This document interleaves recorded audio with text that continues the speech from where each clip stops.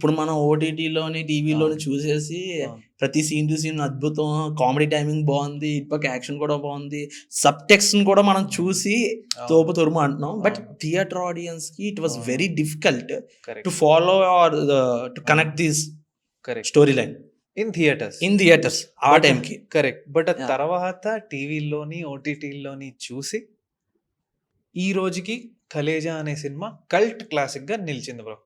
And నేను చెబుతుంది అప్పుడు 2010లో ఉన్న ఆడియన్స్ గురించి. అంటే ఇప్పుడు ఆడియన్స్ పర్సెప్షన్ చాలా మారింది. అందుకే ఈ సినిమాని చాలా మంది ఏమంటారంటే this is from future, Khaleja movie this is from future అంటారు. కరెక్ట్.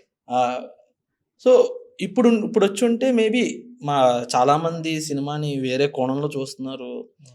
అండ్ ఓటీటీలో వేరే వేరే లాంగ్వేజెస్లోని అన్ని జోనర్స్ మూవీస్ చూస్తున్నారు కాబట్టి కలేజ్ ఇప్పుడు వచ్చి ఉంటే డెఫినెట్గా రిసీవ్ చేసుకునేవారు, బెటర్గా రిసీవ్ చేసుకునేవారు. కరెక్ట్. అంటే ఎలా హిట్ అయ్యేది అన్నది మనం చెప్పలేము.